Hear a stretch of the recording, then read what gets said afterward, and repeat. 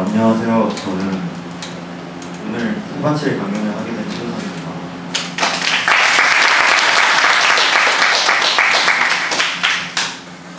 저는 얼마 전에 우리 학교 자체 테드 행사인 테드엑스 지원을 하게 됐었는데 승종이는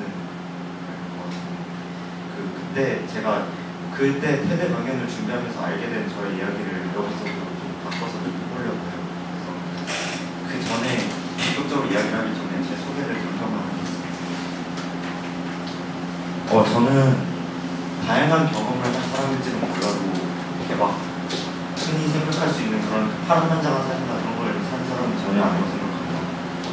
그런데 저는 또래에 비해서 특별한 점이 굳이 있다면 있긴 합니다. 제가 지금까지 한 3,000권 정도의 책을 읽은 것 같습니다. 만화책이나 잡지 빼고 3,000권 정도의 책을 읽은 것 같은데요. 누구나 비행기 타고 막 떠나는 재밌는 세계여행을 막 꿈꾸는데 저는 어렸을 때부터 집에 들어누워서 책을 보면서 에어컨 틀고 이불 덮고 이렇게 세상을 상상했던 것 같습니다. 제 방 침대 위 에어컨이 축복을 내리는 이불 안에서 저의 첫 번째 얘기가 시작됩니다. 제가 많은 책들을 계속 하다가 접한 책이 하나 있습니다. 그게 초6 때 읽게 된 은하수를 여행하는 히치하이커를 위한 운에서라는 책입니다. 생소한 분들이 많으실 텐데요. 그 결론부터 말씀드리자면 이 책에서 뭔가 답을 찾기가 힘들어요. 이 작가 자체도 자기가 어떤 메시지를 전달하거나 아니면 엄청나게 사회적으로 영향을 주기 위해서 쓴 책이라기보다 제가 이때까지 했던 공상들이나 재밌는 생각들을 모아놓은 책이라고 했습니다. 여기 서점에 가면 SF로 분류되어 있는데 저는 사실상 코미디라고 생각하는데요. 저는 제가 여러분께 보여드리고 싶은 부분은 이 책을 아는 사람들 사이에서는 트레이드마크라고 할 수 있는 장면입니다.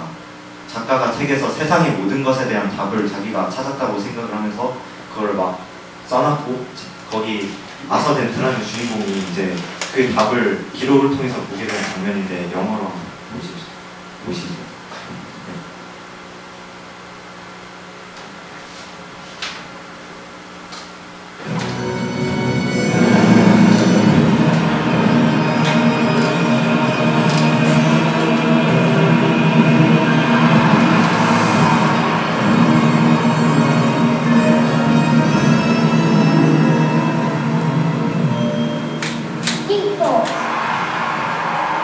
Answer for you?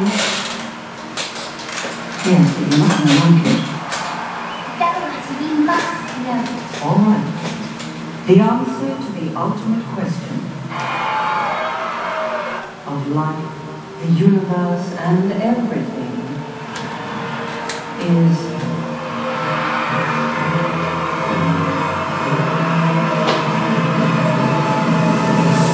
42.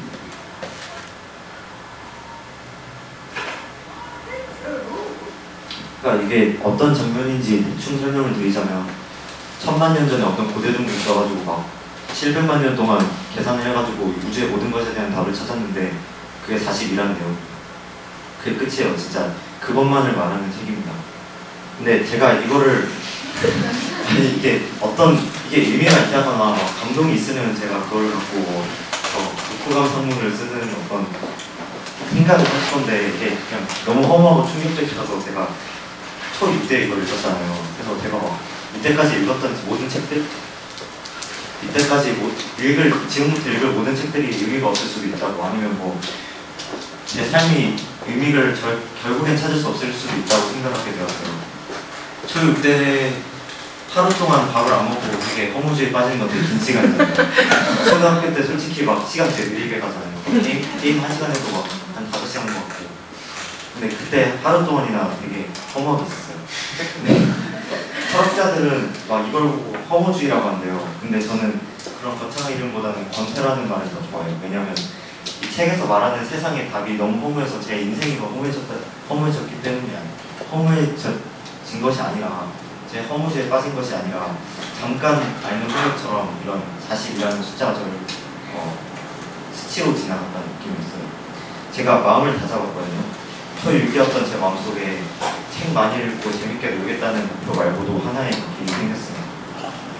죽기 직전에 내 삶을 반쪽에서 돌아보았을 때 40이라는 저런 허무한 숫자보다는 더 나은 삶이었다고 말할 수 있게 하겠다는 것입니다.